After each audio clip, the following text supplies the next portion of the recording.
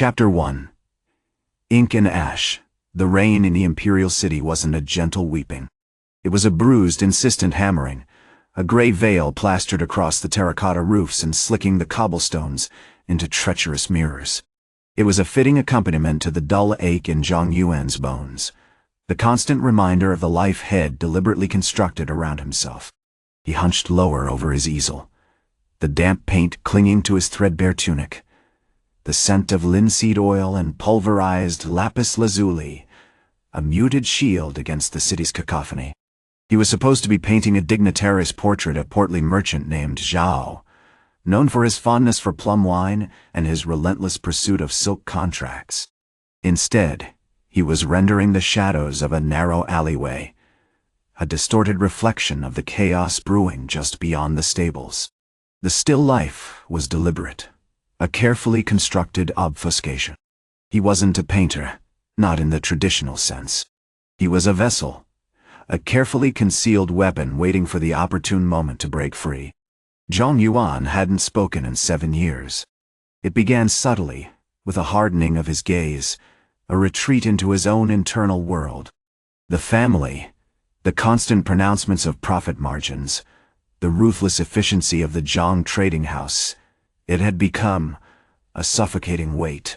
His grandfather, the founder, had instilled in him the reverence for iron, the understanding of its inherent strength. But the trading house had corrupted that reverence, twisting it into a hunger for control, for hoarding the empire's most vital resource. Had seen the young apprentices, barely old enough to hold a brush, vying over stolen ore, their eyes glinting with a cold, calculated greed. Had realized that power, like a poorly forged blade, could easily cut the wielder as well as his enemies. That's when Head discovered the ink-steel strike, a forgotten martial art, a legend whispered among the elder warriors of the clan. The ability to imbue a writing brush with a force capable of shattering steel. It wasn't brute strength that was valued, it was precision, control, the channeling of chi internal energy through the instrument of calligraphy. His grandfather, before his death, had entrusted the knowledge to him, warning him of its volatile nature, its potential for destruction. Head trained in secret, transforming his cramped shack into a sanctuary of practiced stillness, honing his movements until they were as fluid and silent as the falling rain. The rain intensified, drumming against the tin roof. He adjusted his positioning, meticulously layering shades of gray onto the canvas, a scene meant to evoke the melancholic beauty of a forgotten courtyard. He was trying, desperately, to erase the memory of that morning. It had begun, as most days did, with Lord Mass' intrusion. The chief inspector, a man built like a granite column, with a face permanently etched with disapproval, arrived with his son, Kuan, a sneering, entitled youth who seemed to derive pleasure from tormenting the most vulnerable. Kuan, as always, was holding a small, intricately carved wooden bird, a habit Head developed, when he was a boy, a perverse joy in mimicking the helplessness of others. Still painting, mute. Kuan's voice, a grating rasp, sliced through the rain. He deliberately stepped closer, deliberately splashing a thick glob of Prussian blue onto Zhong-Yuan's already stained tunic. Trying to pass yourself off as an artist, are we? A particularly incompetent one, I might add. Zhong-Yuan didn't react. He didn't move. He simply continued to work, meticulously blending the pigment, a deliberate act of defiance. Had learned to ignore the insults, to absorb the contempt, to let it wash over him like the rain. It was a vital skill, he realized, a shield against the corrosive effects of constant degradation. Let me see, Kuan insisted, reaching out a thick, leather-gloved hand to snatch the brush from Zhong-Yuan's grasp. Perhaps you will paint me a portrait. I'm a handsome young man, you know. Ashamed to waste such features. Suddenly, a slender hand, surprisingly firm, gripped Kuan's wrist. Leon, the street sweeper, stood between them, her dark eyes burning with quiet fury. She was a small woman, her frame slender and wiry, her movements graceful despite the harsh labor she endured. She didn't speak. just held Kuan's arm with a surprising strength, her knuckles white. "Leave him be, Inspector," she said, her voice barely a whisper. Kuan, momentarily thrown off balance, snarled, "Don't tell me what to do, little cleaner. This is private property, and ill-treat it as I see fit." He attempted to wrench her hand away, but she held firm, her gaze unwavering. He finally released her with a frustrated grunt, shoving past her and stomping back to his carriage. As he did, he deliberately kicked over one of Zhong-Yuan's carefully arranged jars of pigment, scattering a vibrant crimson across the cobblestones. "I am a fool," Kuan declared loudly, a cruel gesture that hung in the air. "Dogs who cannot hear are only useful for the dirt they stand on." Zhong-Yuan finished his painting, a somber depiction of the rain-soaked alley. As he stepped back to assess his work, a flicker of something, a cold, potent energy surged through him. He didn't consciously summon it. It was an instinctive reaction, a defense mechanism honed through years of quiet training. He reached for his brush, its familiar weight grounding him, and with a single deliberate stroke, he etched a character onto the damp air, a stark, unwavering stay. The rain seemed to pause, a momentary shimmer rippling through the droplets, and a low, metallic hum resonated through the alley. It was a secret, whispered by steel, waiting to be unleashed. Chapter 2. Ink of Judgment. The aftermath of the Imperial Sword Festival settled over the Imperial City like a bruised plum. The stench of shattered iron and shattered pride clung to the cobblestones, a testament to the sudden, inexplicable intervention of the mute painter. Lord Ma, predictably, erupted in a torrent of accusations, claiming the event was a conjuring trick, a demonic visitation, anything but a demonstration of skill.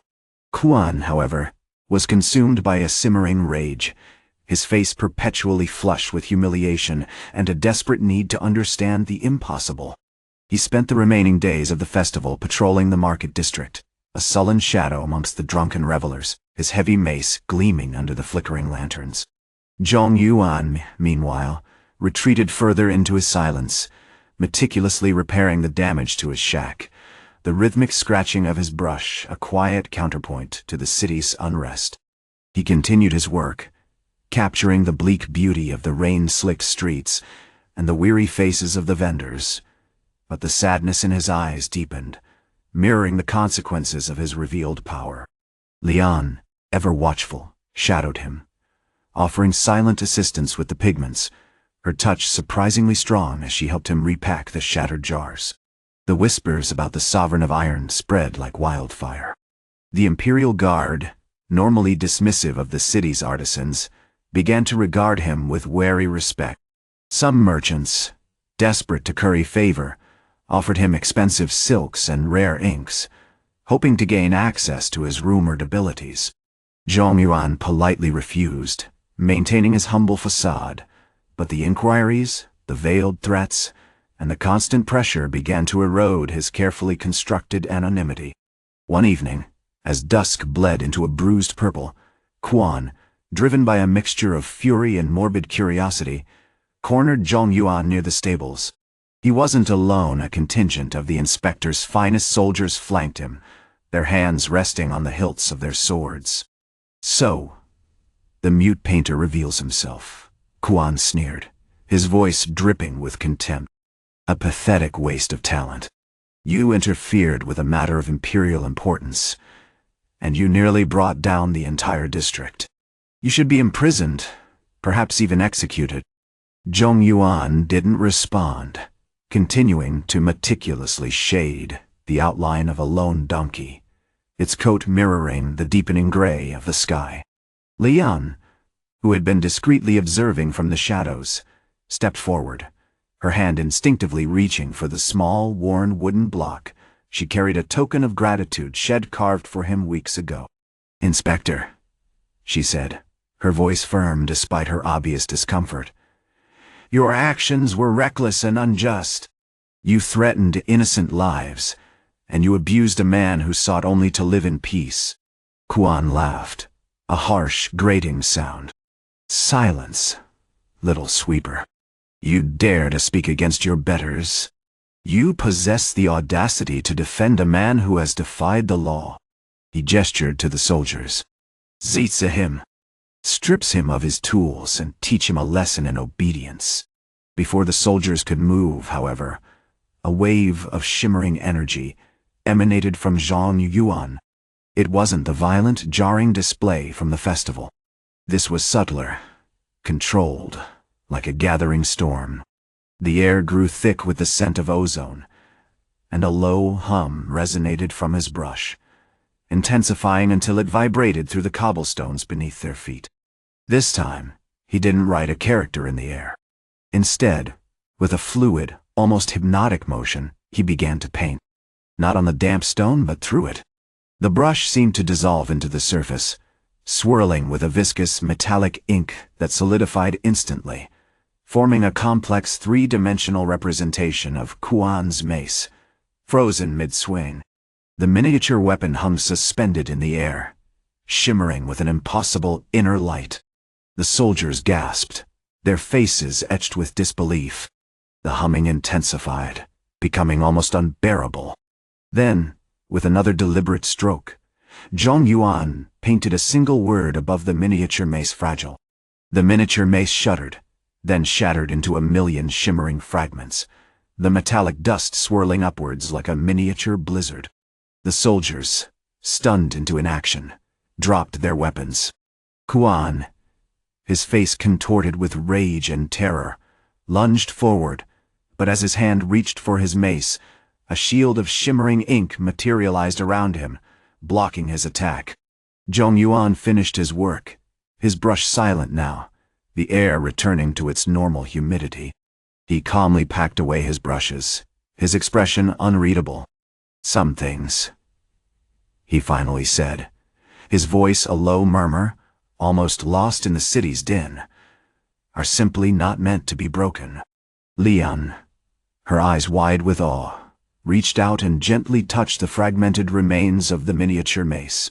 "You are extraordinary," she whispered, and for the first time, she dared to use a word that wasn't a silent acknowledgement of his presence. Chapter 3.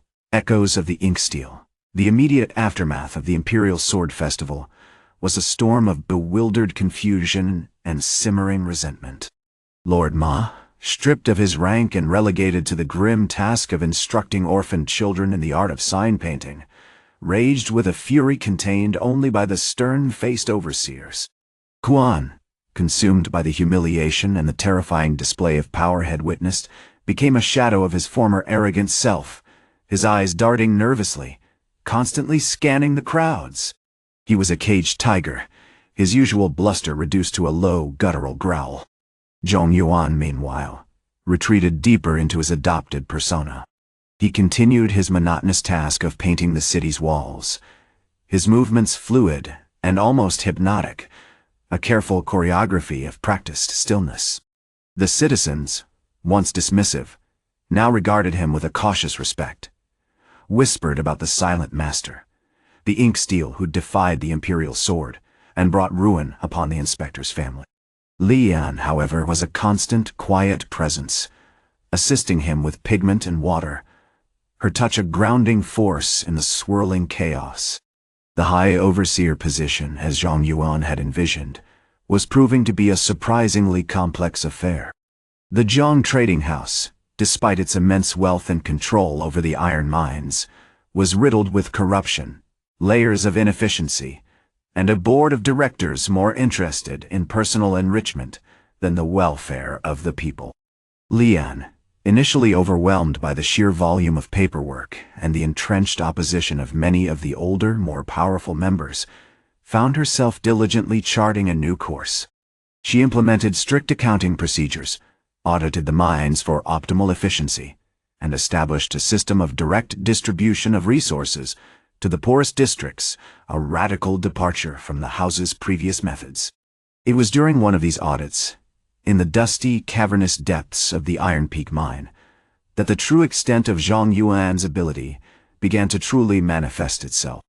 The mine was notorious for its unstable seams and frequent collapses, a constant drain on resources and a terrifying hazard for the laborers.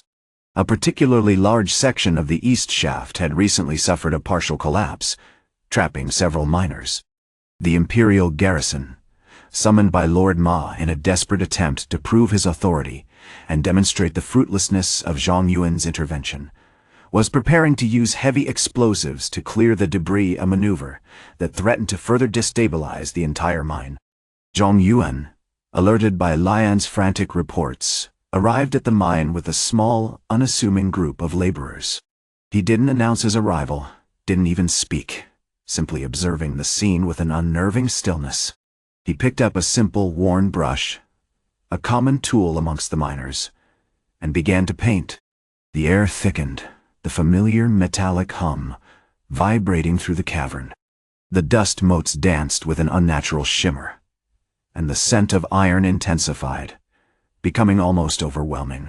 Then, as before, the impossible happened. He painted not onto the damp stone, but through it.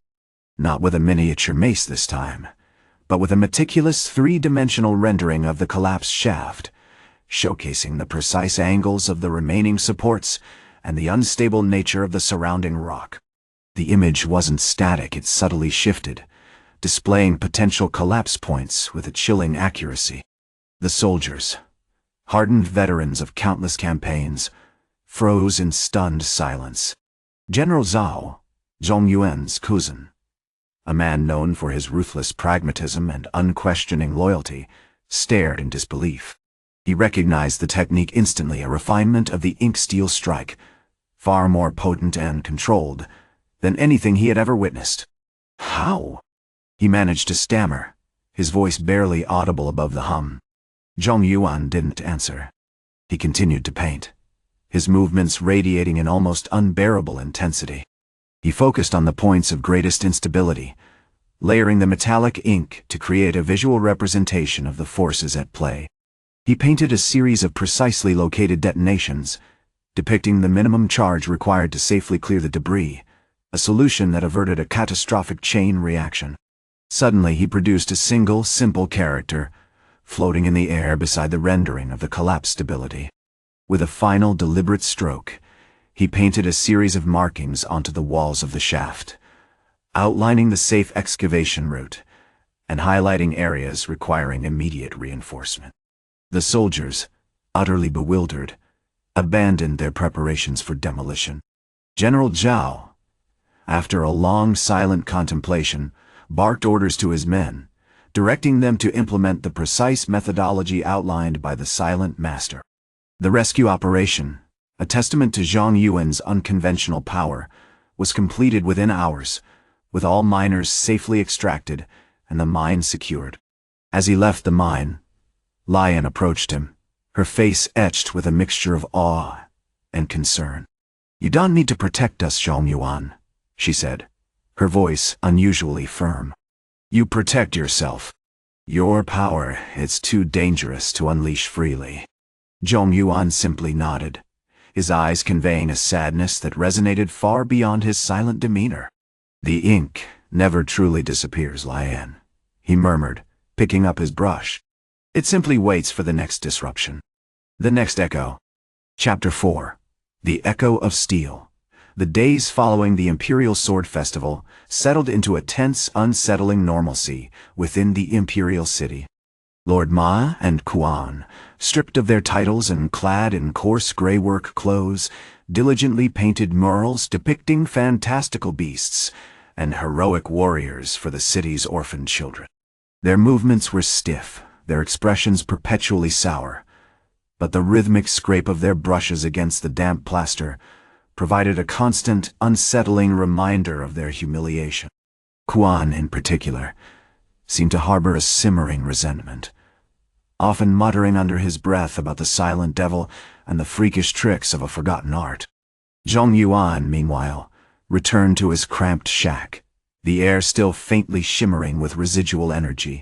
He resumed his work, meticulously layering pigments: crimson for courage, obsidian for defense, and a startling, almost luminescent silver for the raw potential of the ink steel strike. He wasn't simply painting, he was mapping, analyzing, and anticipating.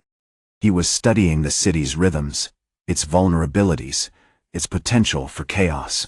His latest project was a massive mural, commissioned by the Zhong Trading House, a sprawling depiction of the empire's prosperity and the dynasty's unwavering strength. He layered the metallic inks with incredible precision, focusing on the district's water supply lines, the grain silos, the barracks, creating a visual representation of the forces at play, a silent early warning system. Lian, now the High Overseer, moved with a newfound authority. Her sharp mind quickly identified inefficiencies and corruption within the trading house, restructuring operations with a quiet, decisive efficiency. She implemented a system of direct payment to farmers, cutting out exploitative middlemen, and bolstering the economy. She was a force of pragmatic justice, guided by her deep empathy and a fierce determination to protect the vulnerable.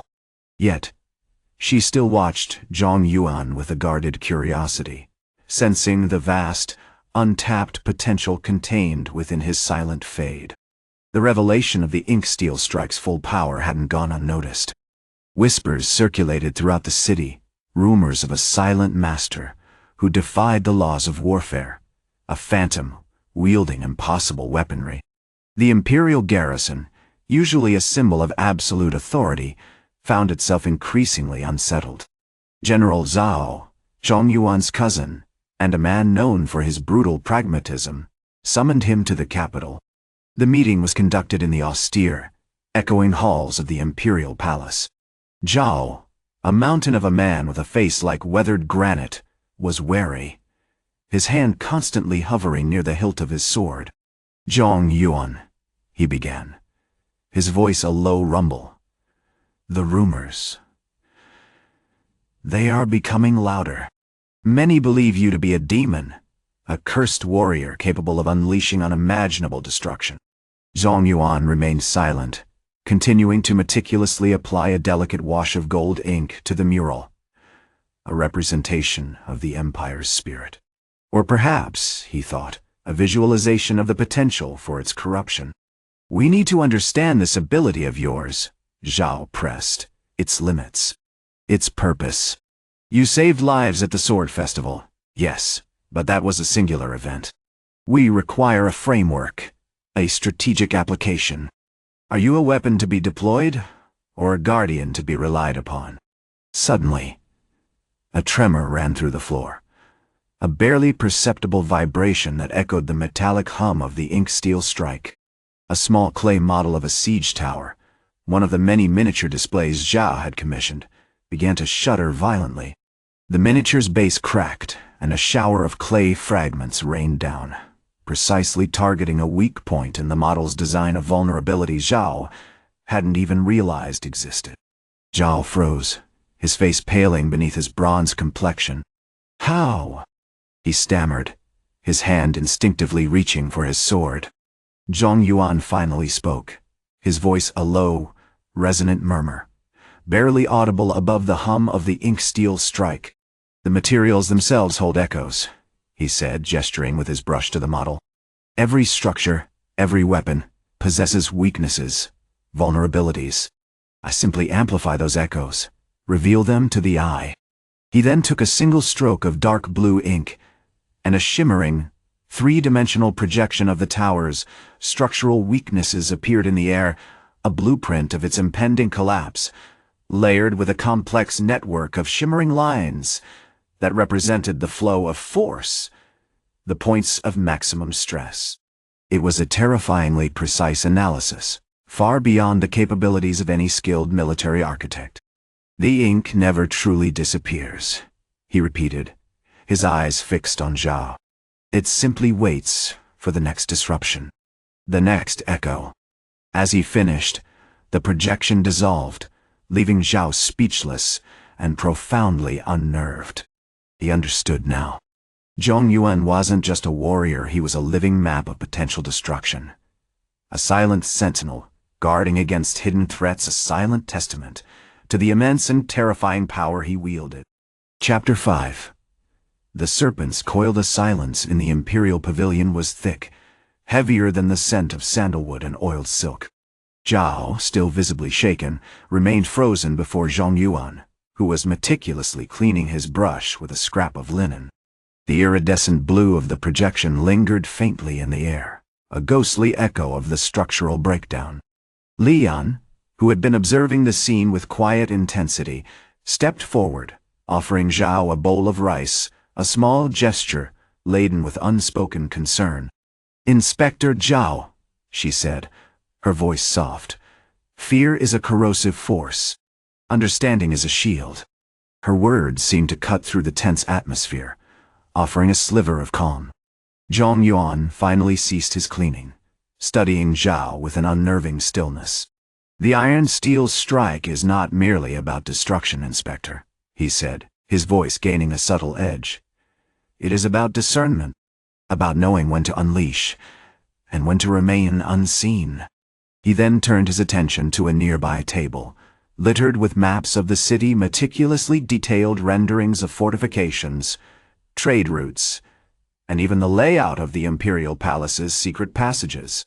With a swift, practiced movement, he selected a map of the city's underground cisterns, the source of water for the Imperial City. He dipped his brush into a pot of crimson ink and began to write not on the map, but in the air above it. This time, the effect was far more dramatic. The crimson ink coalesced, not into a projection, but into a shimmering serpentine coil that snaked across the map, tracing the intricate network of tunnels. As it moved, the ink shifted color, cycling through shades of amber, ochre, and finally, a deep, unsettling violet.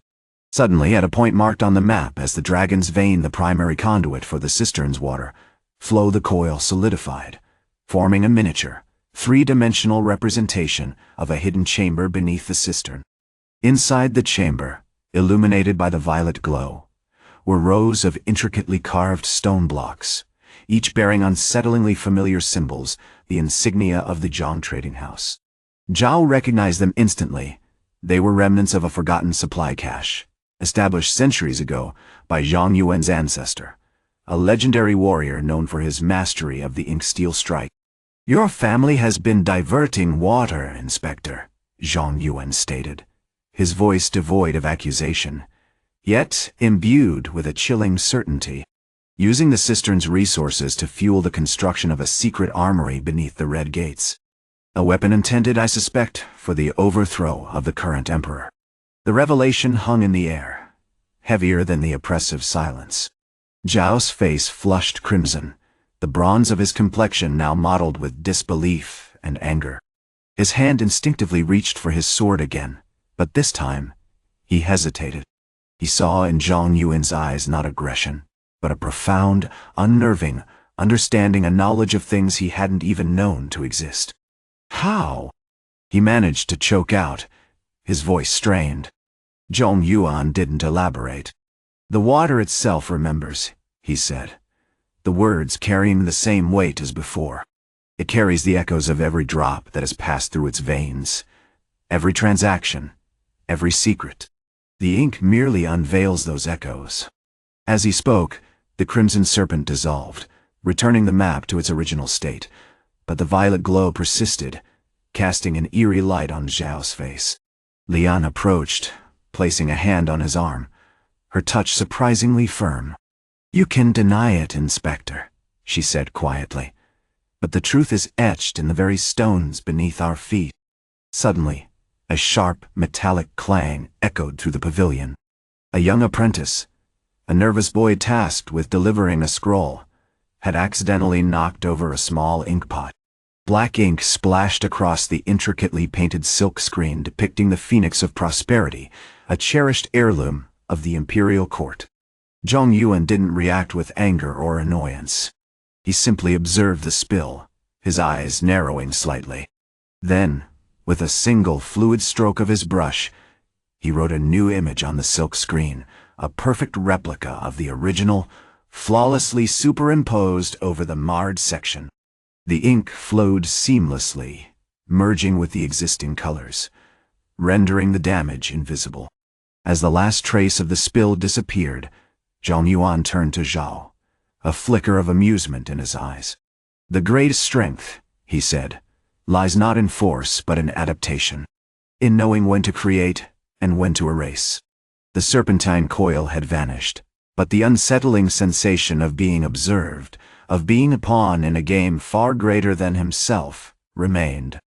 Zhao knew, with a chilling certainty, that he had not merely uncovered a conspiracy, he had become a living subject of Zhong-Yuan's silent, terrifying power.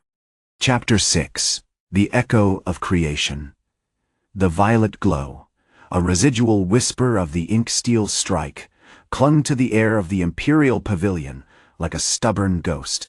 It wasn't a dramatic, pulsing light anymore, but a subtle, almost imperceptible tint to the shadows, a constant reminder of the impossible event Zhao had witnessed. He sat, rigid, in the corner of the opulent room, meticulously reviewing the accounts of the Zhong Trading House, a pointless exercise designed to distract himself from the unsettling reality of Zhong-Yuan. Lian, as High Overseer, moved with a quiet authority, overseeing the meticulous organization of the trade routes. She had begun to command respect, not through overt displays of power, but through a shrewd understanding of the market and an unnerving ability to anticipate disruptions. The younger merchants, initially intimidated by her presence, now sought her counsel, drawn to her calm demeanor and the subtle way she guided their decisions. Zhao, however, remained a shadow, a silent monitor. Head reported the incident to the emperor, omitting the details of Zhong-Yuan's actions, framing it as a miraculous restoration of a damaged heirloom. The emperor, predictably, lauded the skill of the new overseer, showering Zhong-Yuan with lavish gifts, jade carvings, silk brocade, and a ceremonial sword forged in the heart of the Dragon Peaks. Zhong-Yuan accepted them all with a courteous nod, never revealing the truth behind his ability. It was during the evening's banquet, a boisterous affair filled with the clang of silver and the drone of courtly conversation, that the second revelation occurred. Lord Ma, still simmering with resentment, had attempted a pointed jab at Lian, remarking on her humble beginnings before the assembled dignitaries. "It's remarkable, isn't it?" he sneered, gesturing towards Zhong-Yuan, who was quietly sketching a delicate rendition of a blossoming plum tree on a piece of silk. "That a man so unassuming holds so much influence. It almost feels as if the emperor has mistaken a simple sign painter for a strategist." Before Zhao could even react, before anyone else noticed the rising tension, Zhong-Yuan moved. It wasn't a dramatic flourish, not a show of force. Instead, he picked up a small, polished agate stone, a common offering, and began to sketch upon its surface.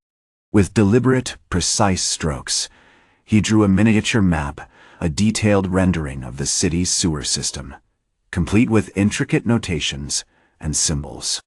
The air thickened. The violet glow returned, fainter this time, but undeniably present. The map shimmered, the ink appearing to flow across the stone's surface with unnatural speed. Then, as quickly as it had begun, it ceased. The map remained perfect, but subtly shifted. New routes were highlighted, forgotten passages were revealed, and the location of a clandestine smuggling operation, uncovered years ago and subsequently buried, was pinpointed with terrifying accuracy. A murmur rippled through the assembled nobles. The sheer detail of the map, the impossible speed of its creation, silenced even Lord Ma's attempts at mockery. Zhao, frozen in place, felt the full weight of Zhong-Yuan's power, its insidious, pervasive nature. This wasn't mere martial arts, this was something far older, something intrinsically connected to the very fabric of the empire. Lian, ever observant, approached Zhong-Yuan, her expression unreadable. "You could have simply told us," she said quietly, her voice barely audible above the clatter of the banquet. "Instead, you chose to reveal yourself through this echo of creation, a reminder that knowledge, like ink, can be manipulated to achieve the most profound effects." Zhong-Yuan paused, dipping his brush into a pot of crimson ink. He didn't respond verbally, but he sketched a single, elegant character onto a small piece of parchment, a coiled dragon, breathing fire. Then, with a barely perceptible movement, he activated the violet glow. For a fleeting moment, the air vibrated with energy, and a single, perfect miniature dragon, crafted entirely of shimmering ink, spiraled upwards from the parchment before dissolving back into nothingness. "The city," he finally said, his voice a low murmur, startlingly clear given his self-imposed silence, "is a complex network of flows, of secrets, of vulnerabilities. I merely assist in revealing them. The question isn't how I do it, but why the Empire has spent centuries trying to conceal them." He turned his gaze toward Zhao, a profound sadness in his eyes. "You, Inspector, are not a threat. You are a reflection. A mirror reflecting the darkness that lurks within the heart of power." As the violet glow faded completely, leaving only the soft illumination of the lanterns, Zhao realized he wasn't just observing Zhong-Yuan's power. He was being assessed. He was a piece in a game he didn't understand, and Zhong-Yuan, the silent, unassuming sign painter, was playing the most dangerous game of all, the game of uncovering truth, one flawlessly drawn stroke at a time. Chapter 7. The serpent's coil. The aftermath of the Imperial Sword Festival had settled over the Imperial City like a fine, unsettling dust. Lord Ma and Kuan, stripped of their titles and reduced to a humiliating existence painting murals for the orphaned children, were a constant, grim reminder of Zhong-Yuan's power. Kuan, in particular, festered with resentment, a silent, venomous rage that occasionally manifested in muttered threats and attempts to sabotage the children's work. A crude charcoal smudge here, a deliberate spill of pigment there. Lian, meanwhile, thrived in her new role as High Overseer. The Pavilion of Healing, once a place of opulent extravagance, was now a beacon of quiet efficiency, staffed by skilled healers and meticulously stocked with herbs and remedies sourced directly from the Zhong Trading House. She possessed a shrewdness that surprised even Zhong-Yuan, navigating the labyrinthine politics of the court with an almost unsettling grace, subtly influencing decisions with her calm demeanor and genuine concern for the citizens' well-being. Zhong-Yuan, however, remained largely withdrawn, continuing his daily routine of painting. His movements deliberate, almost ritualistic. Had spent hours sketching architectural details of the city, the crooked rooftops of the lower districts, the soaring grandeur of the imperial palace, the weathered faces of the people, capturing not just their appearance, but a palpable sense of their history, their hopes, and their anxieties. He was studying, learning, quietly mapping the city's weaknesses, like a cartographer charting a treacherous mountain range. It was during one of these sessions, sketching the imposing gates of the Imperial Library, that he noticed a subtle shift in Zhao's behavior. The inspector had, surprisingly, begun to visit the pavilion, ostensibly to oversee its operations, but mostly to observe Zhong-Yuan. Had spent hours silently watching the sign painter, his face a mask of guarded curiosity, occasionally asking lion-pointed questions about his work, questions that felt less about legitimate inquiry and more like a subtle interrogation. One evening, Zhao approached Zhong-Yuan as he worked, his footsteps unusually measured. "Sign painter," he said, his voice low and deliberate, "I've been considering your actions at the festival." Zhong-Yuan didn't pause his work. He continued to meticulously shade a depiction of a crumbling archway, the violet shimmer of his power briefly flickering around his hands as he adjusted the pressure of the brush. "You witnessed a disturbance," he finally responded, his voice a precise, carefully modulated murmur. "A display of remarkable skill," Zhao countered, his gaze unwavering. "The accounts are circulating whispers of a steel master who defied the laws of weaponry with a mere brushstroke. It's unsettling, sign painter, and I'm beginning to understand why the Empire has sought to bury such abilities." He paused, taking a deliberate step closer. "I've learned, through discreet channels, of the Zhong Trading House's control over the iron mines. You, ostensibly a humble painter, are the key to disrupting that control. Zhong-Yuan finally stopped painting, setting the brush down on his easel. He turned his gaze directly to Zhao, and for the first time, a flicker of genuine anger sparked in his eyes. You presume to comprehend the workings of an empire built on centuries of calculated deception? Suddenly, the violet glow returned, fainter this time, almost like a phantom limb. From the parchment on which had been sketching, a miniature serpent, crafted entirely of shimmering ink, began to coil and uncoil, its scales reflecting the lantern light. It wasn't a weapon, it was a symbol, a coiled dragon, breathing not fire, but a disorienting, shimmering illusion of a hidden blade. "The serpent," Zhong-Yuan said, his voice gaining a chilling resonance, "represents the truth. And the truth, Inspector, is a dangerous commodity. You, attempting to grasp it, risk becoming another fragment, consumed by its coils." He stepped back, allowing the miniature serpent to dissolve back into the parchment. The violet glow vanished completely, leaving Zhao standing in stunned silence, his face pale. "You are not a threat, Zhao," Zhong-Yuan continued, his voice now laced with a profound sadness. "But you are a symptom, a manifestation of the Empire's own paranoia, its desperate attempt to control even the smallest of secrets. You seek to contain the flow of power, but power, like ink, will always find a way to bleed through." He turned back to his easel, picking up his brush once more. "I am simply attempting to guide that flow, to ensure it doesn't drown the city in chaos. Tonight, I paint a warning, a single character, rendered in deepest black. Beware." Chapter 8. The Ink of Warning.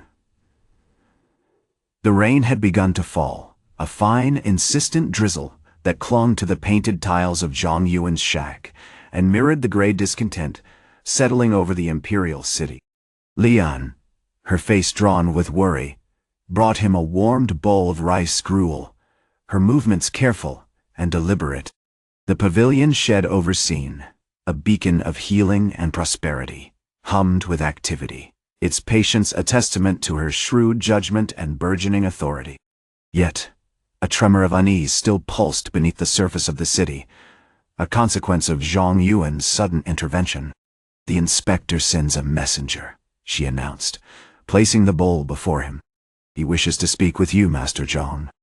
Zhong-Yuan took a measured sip, his eyes fixed on the rain-streaked window. He hadn't spoken a word in days, and the silence was becoming a shield, a carefully constructed barrier against the relentless demands of the world. Yet, he knew he couldn't remain hidden indefinitely. Lord Mass Delegation, a knot of stern-faced officials in dark silks, awaited him in the courtyard of the former trading house, now, ironically, a center for artistic rehabilitation. As he rose, deliberately slow and graceful, a violet shimmer bloomed in his fingertips, a phantom echo of the power he wielded. It wasn't a conscious action, more a recalibration of the energies within, a subtle adjustment to the world around him. He allowed it to briefly manifest, a silent promise of the chaos that lay dormant within his grasp. "You have accomplished much, Master Zhong," Lord Ma said, his voice a carefully modulated blend of deference and suspicion. "The citizens praise your swift justice. The disruption of Kuan's ambition has been beneficial." Kuan, a younger, even more volatile man, stood behind his father, radiating barely contained resentment. "He operates under a false guise," Kuan spat, adjusting the worn leather straps of his mace, a gesture that sent a shiver through the assembled guards. "A deaf-mute playing the role of a savior. It's a pathetic attempt at deception." Zhong-Yuan remained motionless, his brush poised over a fresh sheet of parchment. He began to paint, not a grand scene, but a single, stylized blossom, a lotus unfolding in water, its petals rendered with painstaking detail. As he worked, he spoke, not with his voice, but through a series of intricate hand gestures, communicating directly with Lian, who stood silently beside him, interpreting his movements for the assembly. The inspector seeks to understand the source of my power. Lian signed, her movements precise and clear. He wants to know how I perceive the truth, how I can disrupt the flow of events with such precision. Lord Ma scoffed. A parlor trick, surely. A talented sign painter with a sudden burst of inspiration.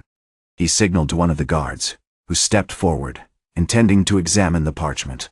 That was when the serpent returned.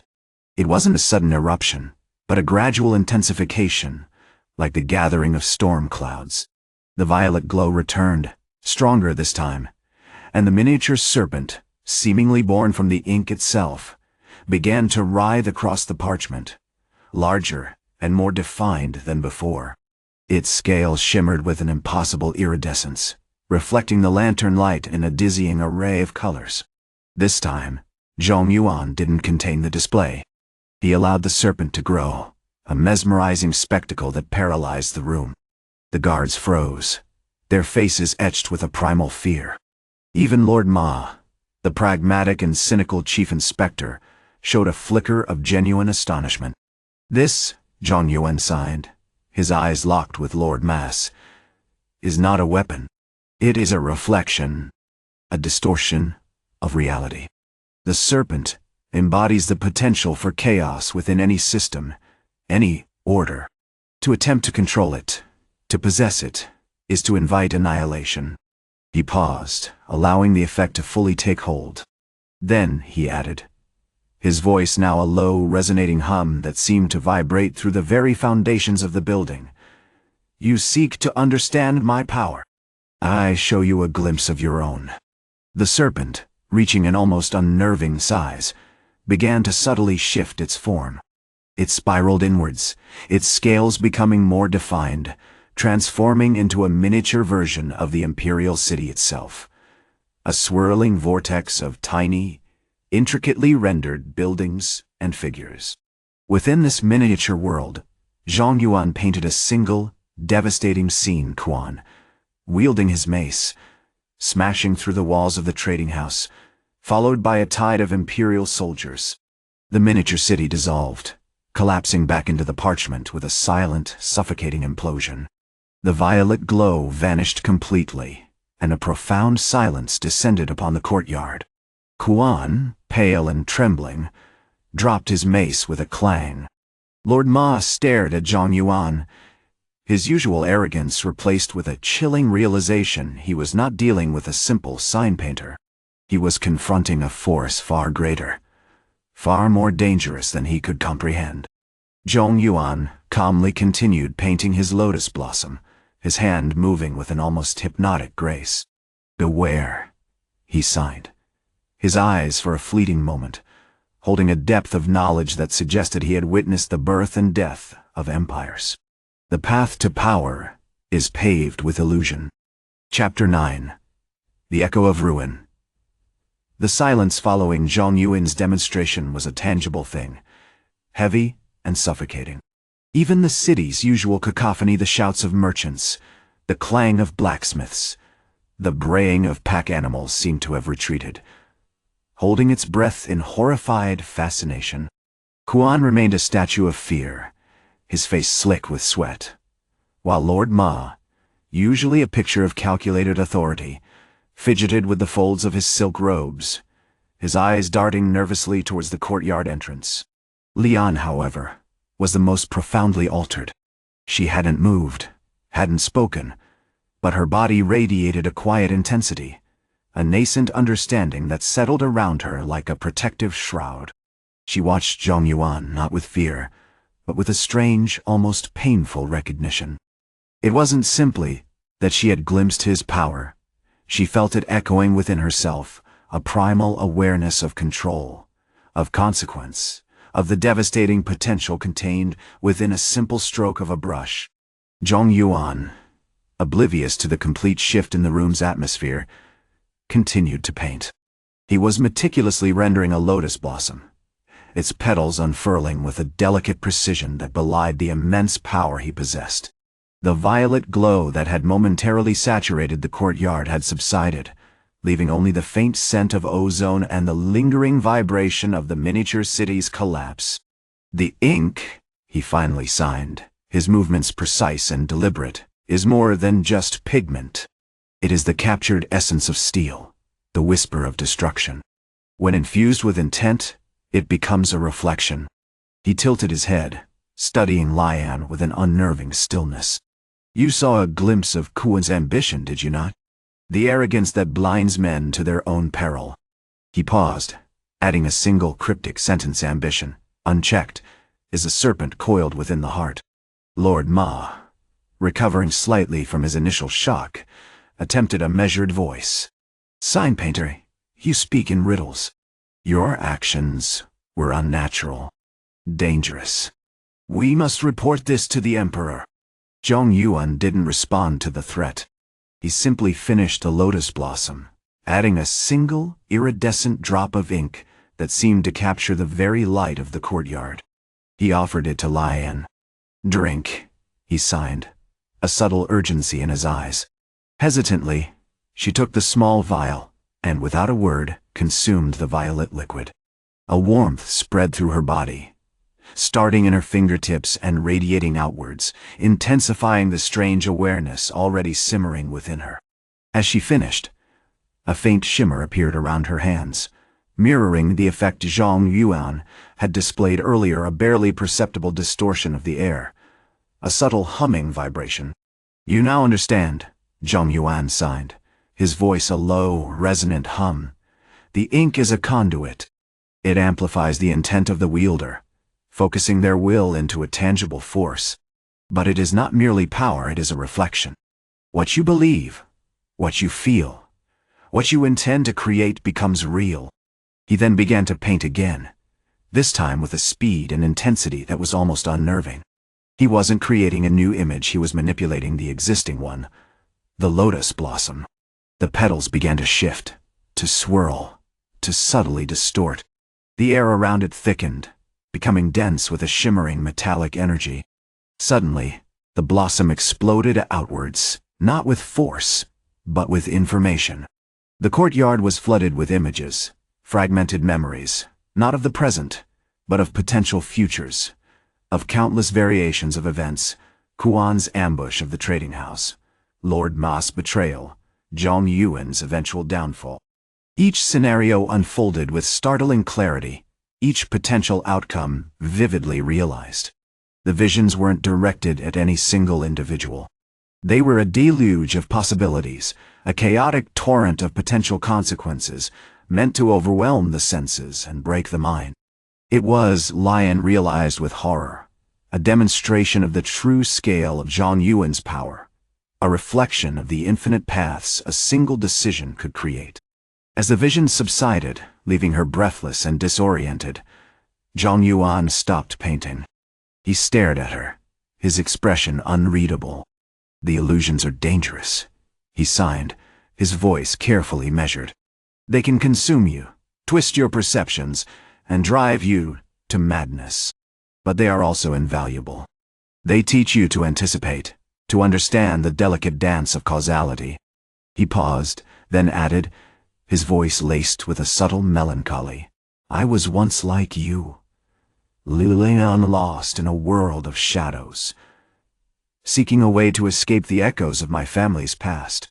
The ink-steel strike was my shield, my weapon, my only means of survival." He shifted his gaze to Kuan, who was still trembling, his eyes fixed on the shattered remains of his mace. "Observe him," Zhong-Yuan signed, a flicker of something akin to pity in his eyes. "He believes he controls power. But true power, Lian, lies not in wielding it, but in understanding its reflection."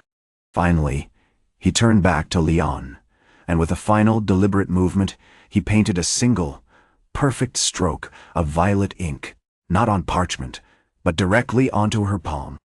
It pulsed with a faint warmth, and as she looked down, she saw, etched into her skin, a miniature image of herself, a street sweeper, protecting an elderly fruit seller, a silent guardian against the encroaching darkness. Chapter 10. The Echo in Violet. The silence after the festival settled over the Imperial City like a thick velvet curtain, heavy with the residue of shattered pride and stunned disbelief. Lord Ma and Kuan, stripped of their titles and reduced to scrubbing the grime from the city's canals, moved with a sullen shame that was almost palpable. The market stalls, rebuilt with materials donated by the grateful merchants, buzzed with a nervous energy, a quiet acknowledgement of the power that had briefly resided in a mute painter's hands. Zhong-Yuan, meanwhile, continued to work, meticulously, recreating the scene of the festival on a massive piece of silk. The colors were muted deep blues, charcoal grays, and the vibrant violet head used to mark Lian's palm, a deliberate choice, a visual reminder of the fragile balance he maintained. He chose to paint not to create beauty, but to meticulously record, to analyze. Lian, though still reeling from the visions, was beginning to understand the extent of Zhong-Yuan's skills, and the profound stillness that lay beneath his unassuming exterior. The violet mark on her palm remained, a subtle thrum of warmth, a constant silent echo of the power he wielded. She spent hours observing him, captivated by the way he moved, not with the clumsy awkwardness of a laborer, but with the fluid grace of a dancer, each gesture deliberate, each brushstroke infused with an almost unsettling precision. "You are studying the chaos, master," she ventured one evening, as they shared a meager meal of rice and dried fish. Her hand instinctively reached out, tracing the outline of the violet mark. "But chaos, I believe, is not something to be studied. It is something to be guided." Zhong-Yuan didn't respond with words. He simply tilted his head, a flicker of something unreadable in his dark eyes. Then, with a delicate flourish, he painted a single swirling cloud of ink, depicting a flock of birds taking flight. It wasn't a representation of birds.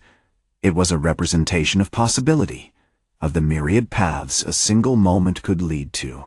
"You perceive it, Lian," he sighed, his movements precise and economical. The threads of cause and effect. The smallest action, amplified 1,000-fold, can reshape a kingdom. He then turned his attention to the violet mark on her palm. He carefully extended a brush, dipped it in the violet ink, and with a single breathtaking stroke, added a tiny, intricately rendered image of a willow tree, its branches reaching towards the sky. "This," he signed, "is not a mark of power, but of understanding. It is a mirror reflecting your own potential." As he painted, a low hum began to resonate from the violet ink, growing in intensity. Lian felt a strange pull, a disorientation, similar to what she had experienced during the festival. This time, however, it wasn't a chaotic jumble of visions. Instead, she saw, with startling clarity, a brief, fragmented sequence of events: the initial confrontation between Kuan and the fruit seller, Zhong-Yuan's silent intervention, the disintegration of the mace. But this time, she also saw himself. Not the muddled, frightened boy had been before the ink-steel strike, but a younger version, consumed by a burning need for vengeance, driven by a misguided belief in his own righteousness. She saw the raw, untamed potential of the strike, the seductive allure of wielding power without understanding its consequences. It was a painful, almost unbearable, glimpse into his past, a past he had so desperately tried to bury. The vision dissolved as quickly as it had appeared, leaving her trembling and gasping for breath. She looked at Zhong-Yuan, who was watching her with a profound sadness in his eyes. "The echoes are stronger here," he sighed, his voice thick with weariness. "Each action creates ripples, each choice a potential consequence. The key is not to resist the echoes, but to learn from them." He paused, then added, his gaze fixed on the violet willow tree etched on her palm. "I have been training for decades, Lian. Mastering the ink-steel strike is merely a skill. True mastery lies in control of your emotions, control of your actions, control of the very forces that surround you. The visions, they are not a curse, but a reminder of that responsibility." Suddenly, a tremor ran through the ground. A small group of soldiers, dispatched by the general, appeared at the entrance to their shack, their faces grim. They were there to monitor Zhong-Yuan, to ensure he remained compliant, to prevent another incident. Zhong-Yuan didn't flinch. He calmly packed away his brushes, a flicker of determination in his eyes. It seems he signed to Lian, a subtle smile playing on his lips, that our lesson is complete. As the soldiers approached, he picked up his brush and, without a word, painted a single perfect character in the air silence. The air shimmered, and the soldiers, momentarily stunned, froze, their movements arrested as if by an unseen force. The violet willow on Lian's palm pulsed with a warm light, a silent testament to the power that resided within the mute painter, a power far greater than any they could comprehend. Chapter 11. The Weight of Silence. The frozen soldiers stood like statues carved from jade, their armor gleaming under the late afternoon sun. Their captain, a young man named Zhao, recovered first, his hand instinctively reaching for the hilt of his sword. "What sorcery is this?" he demanded, his voice tight with disbelief. "The man is controlling us." Zhong-Yuan remained impassive, his dark eyes fixed on Zhao. He hadn't spoken, hadn't even moved beyond the lingering shimmer of the painted silence. The violet willow on Lian's palm pulsed steadily, bathing her face in a soft, ethereal light. It was a beacon, a silent declaration of the truth that the quiet sign painter was anything but powerless. Lian, sensing the shift in the atmosphere, stepped forward, her small frame radiating an unexpected calm. "Captain Zhao," she said, her voice clear and surprisingly resonant, "there is no sorcery, only understanding. Master Zhong is a practitioner of the ink-steel strike.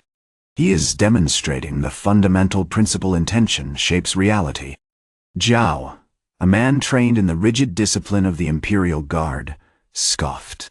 "A painter manipulating our will with a brush? That's madness." He barked an order, and several soldiers cautiously advanced, swords drawn. That's when Zhong-Yuan moved. Not with fury, not with aggression, but with a deliberate, almost graceful, flow. He didn't attack. Instead, he began to paint. Not on canvas, but on the very air before him. He sketched with incredible speed, each stroke a miniature masterpiece of movement and precision. He painted a whirling dragon, scales shimmering with an iridescent sheen. Then a warrior, clad in ancient bronze, wielding a jade sword. Finally, a collapsing fortress, crumbling stone raining down in a torrent of ghostly dust. Each image wasn't just visually arresting, it felt real. The soldiers experienced a momentary echo of the depicted action.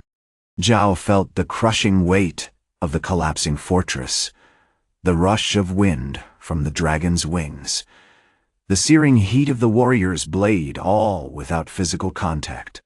It was a sensory onslaught, a glimpse into the raw potential of the ink-steel strike. The effect was immediate. The soldiers stumbled, clutching at their heads, momentarily paralyzed by the sheer intensity of the illusion. Zhao, fighting against the overwhelming sensation, realized the truth. Zhong-Yuan wasn't simply controlling them, he was amplifying their own natural responses to danger, forcing them to anticipate the threat before it manifested.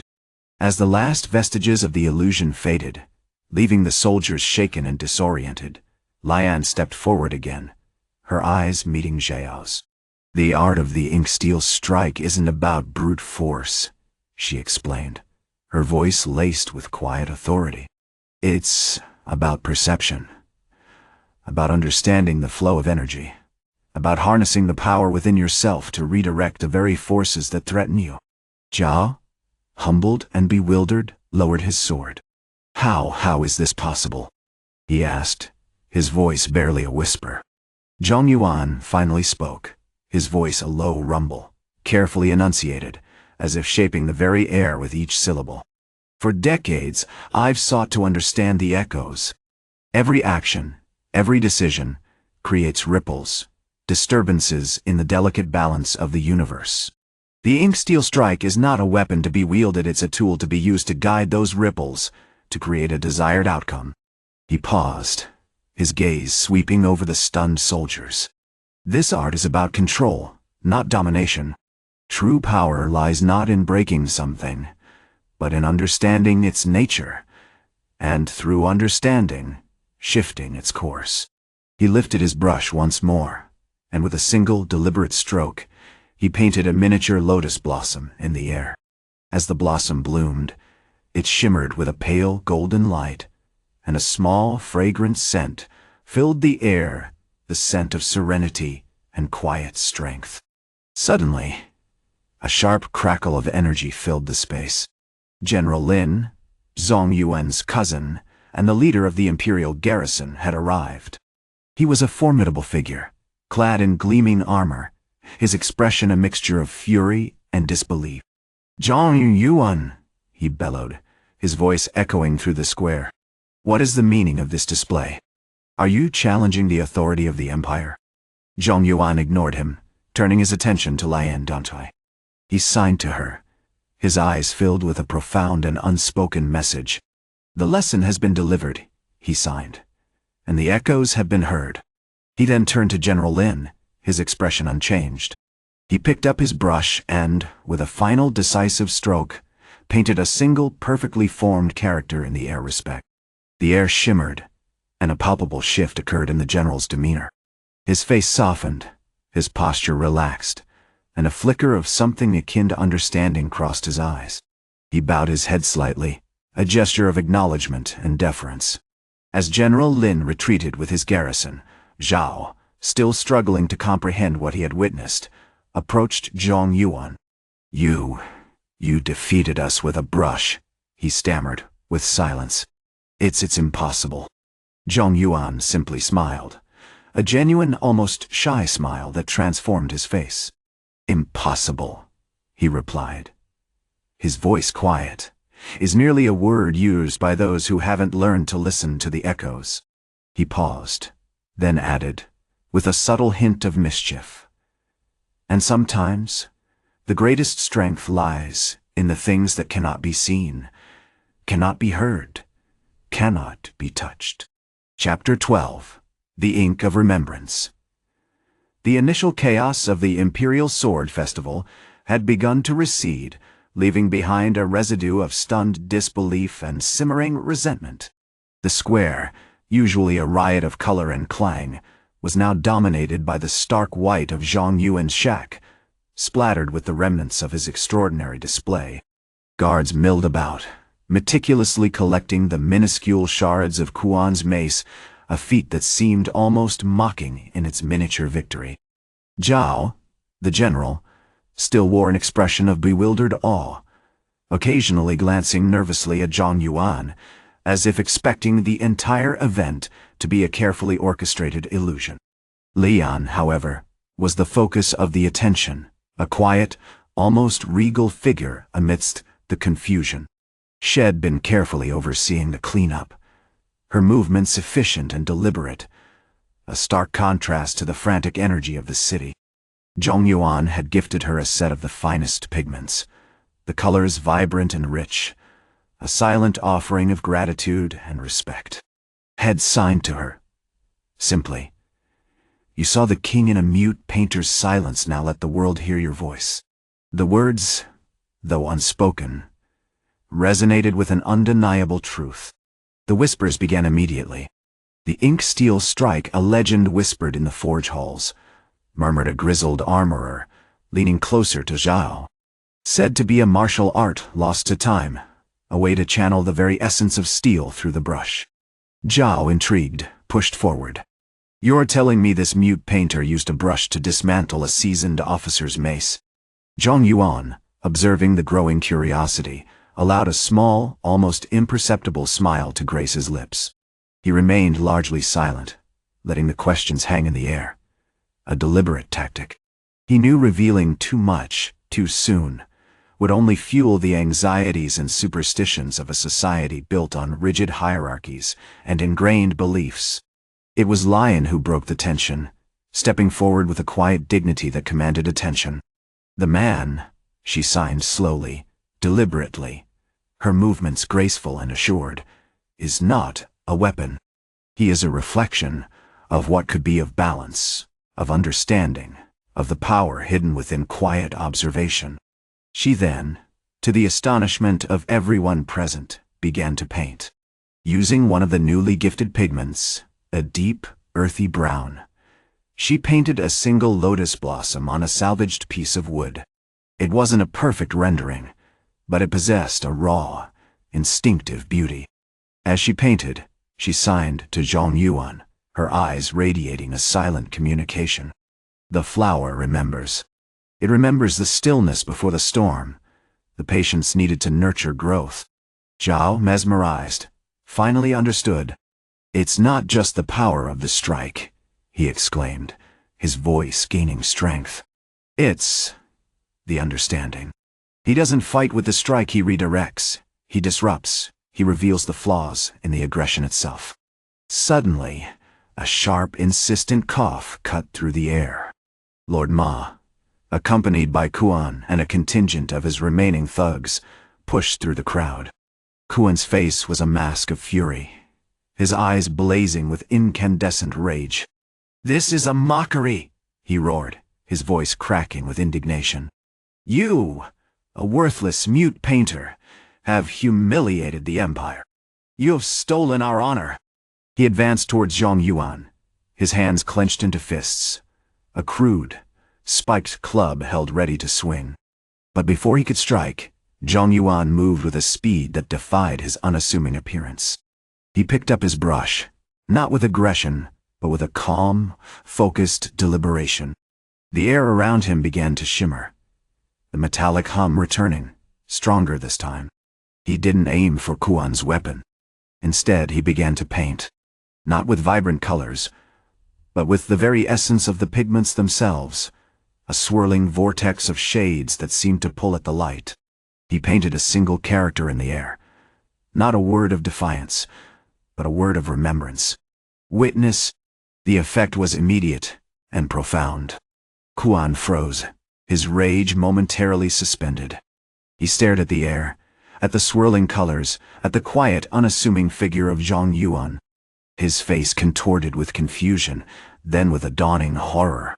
He saw, not the mocking face of a defeated man, but a reflection of his own actions, the arrogance, the cruelty, the utter lack of empathy. He remembered the insult hurled at Lian, the deliberate attempts to belittle Zhong-Yuan, the casual disregard for the lives of the city's poor. He saw it all, laid bare before him, as if painted by an unseen hand.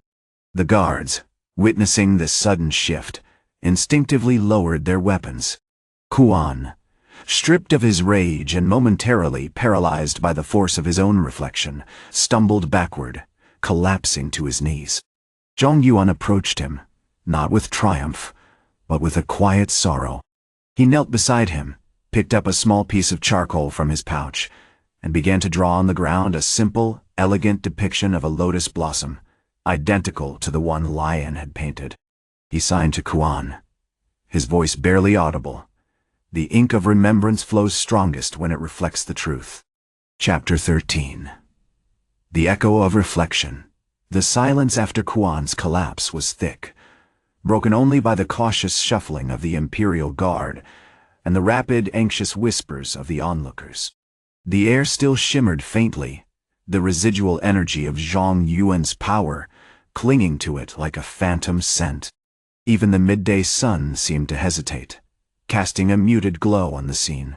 Lord Ma, pale and sweating, attempted to regain control, barking orders at his remaining men, but his voice lacked authority, swallowed by the profound stillness emanating from Zhong-Yuan. Lian, having recovered from her initial shock, moved with a quiet urgency. She knelt beside Kuan, offering him a small cup of cool water, her movements gentle and devoid of judgment. Kuan, still trembling and utterly disoriented, accepted the water, his hand shaking so violently he nearly spilled it.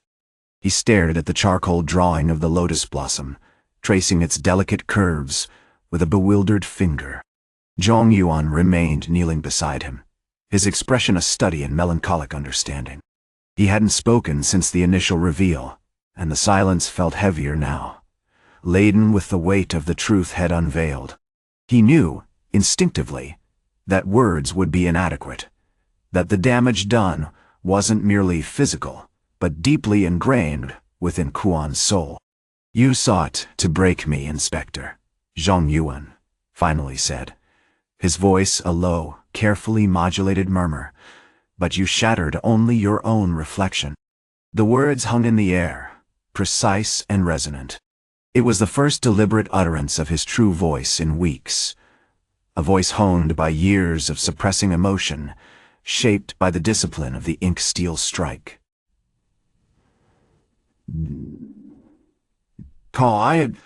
"Cons." Lord Ma, recovering his composure, stepped forward, his voice dripping with venom. "This is sorcery, dark arts. This man is a demon, manipulating the righteous with illusions." He gestured wildly at the swirling colors still clinging to the air. "Seize him! Confine him!" But the soldiers, still reeling from the inexplicable nature of Zhong-Yuan's power, hesitated. The visual evidence of his ability, the utterly destroyed mace, the frozen rage of Kuan, was undeniable. More importantly, a profound sense of unease, a primal recognition of something ancient and dangerous, pulsed through the crowd. Zhong-Yuan didn't move. He simply watched, his eyes, usually calm and observant, now reflecting a deep sadness. He seemed to be absorbing the fear, the confusion, the simmering resentment of those around him. He then slowly rose, his movements fluid and graceful, like a river finding its course. He walked towards the bewildered inspector, stopping a few paces away. "The arrogance of power is a poison," he said, his voice gaining a subtle strength, a quiet command. "You seek to control, to dominate, to reshape the world in your image. But the world resists such control. It reveals itself to those who are willing to see, to understand, to remember." He gestured again towards the lotus blossom, a single deliberate movement. "This flower represents resilience, the ability to bloom even in the darkest soil. It is a reminder that even the most twisted hearts can be touched by grace." As he spoke, the air around him seemed to subtly shift, the metallic hum returning, more pronounced this time. Several of the guards instinctively reached for their weapons, their hands trembling.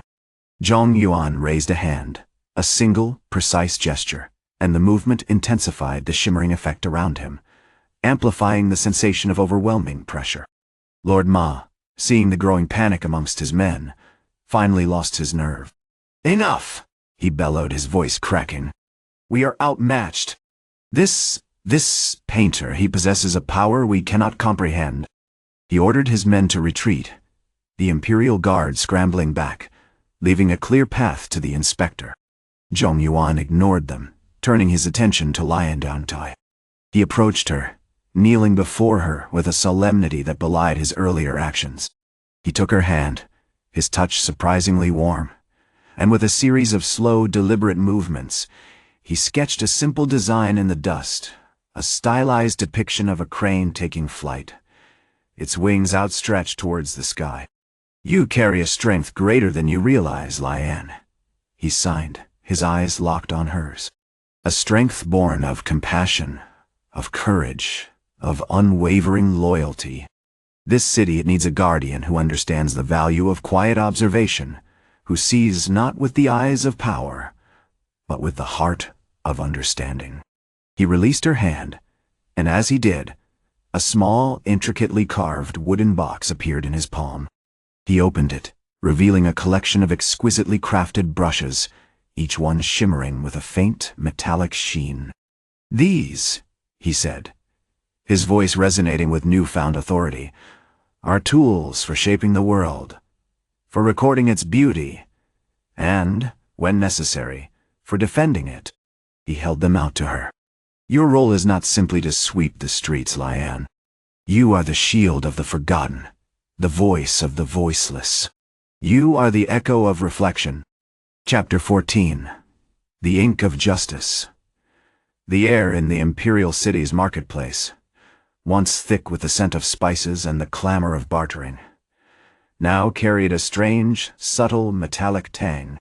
The remnants of Kuan's shattered mace lay scattered amongst the overturned stalls, a testament to the impossible display of power that had unfolded.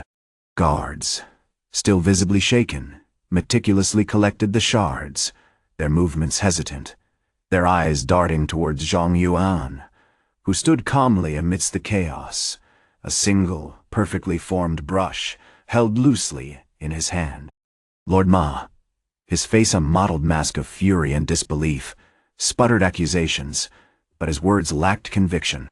The Imperial Guard, typically a force of imposing order, were rigidly silent, their hands hovering near their weapons, a palpable sense of awe replacing their martial readiness. The spectacle had been too bizarre, too sudden, to be dismissed as mere madness. Zhong-Yuan's actions had not only halted the inspector's brutal assault, but had established him, seemingly from nowhere, as the defender of the downtrodden. The news spread like wildfire, fueled by whispered rumors and wide-eyed disbelief. The silent painter, as he was now being called, was a legend forming in the dust. Turning his attention back to Lian, who remained rooted to the spot, a quiet strength radiating from her, Zhong-Yuan knelt again, this time with a deliberate grace that mirrored his earlier gesture. He extended the collection of brushes, the metallic sheen intensified, almost pulsing with a hidden energy. These are not merely instruments of art.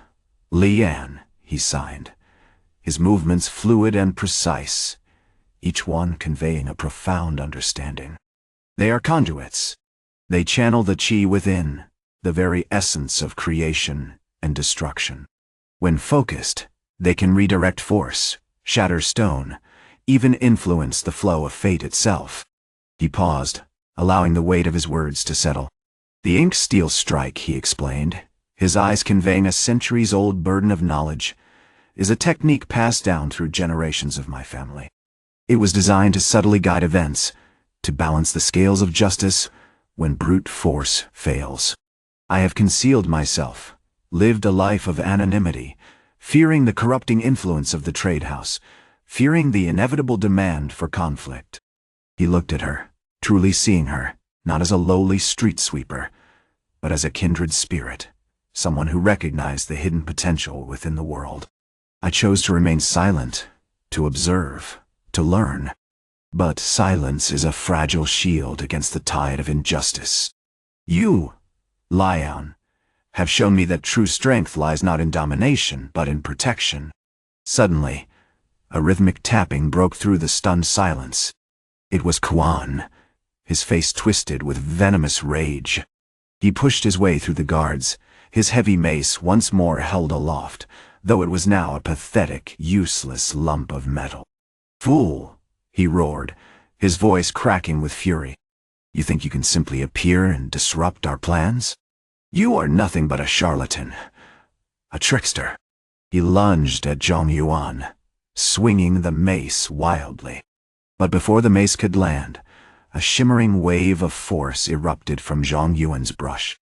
Not a direct attack, but a subtle disruption, a jarring ripple in the air that threw Kuan off balance, sending him sprawling onto the cobblestones. The brush hovered midair, a silver streak of concentrated energy, before returning to Zhong-Yuan's hand, seemingly untouched. "You are a dangerous anomaly, Kuan," Zhong-Yuan signed, his voice calm, devoid of malice. "Your ambition and arrogance threaten not only those you seek to exploit, but the very foundations of this city. Your punishment is not death, but a lifelong reminder of your folly. You will spend your days meticulously painting murals for the orphans, depicting the consequences of unchecked greed, the importance of compassion, the beauty of balance." The Imperial Guards, witnessing this display, moved with swift, decisive action. Kuan was swiftly apprehended, his defiance replaced by a sullen acceptance. Turning to Lian, Zhong-Yuan took her hand again, this time with a gesture of profound gratitude. "You saw me, Lian," he signed, his gaze unwavering. "You saw the truth beneath the disguise. Let us begin the work of rebuilding this city, not with force, but with ink and steel, with compassion and courage." As he spoke, a low hum resonated through the marketplace, a subtle vibration that seemed to settle into the very stones. A single, perfectly formed brushstroke bloomed on a nearby wall, a vibrant depiction of a crane soaring through the clouds, a symbol of hope, of resilience, and of a new dawn for the ancient Heir. Chapter 15. The Crane's Ascent. The rain in the Imperial City had a particular quality, a cold, insistent gray that seeped into everything, mirroring the mood of the city itself after the events of the Sword Festival. Lord Ma and Kuan, a pathetic spectacle in soiled tunics, meticulously painted a series of murals for the orphaned children, scenes of opulent merchants, collapsing under the weight of their own greed, monstrous demons vanquished by humble acts of kindness.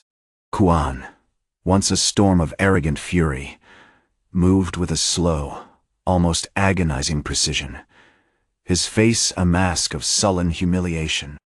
Zhong-Yuan, now working alongside him, found a strange measure of satisfaction in the task. He wasn't restoring his family's dominion through brute force, but through a silent, potent lesson.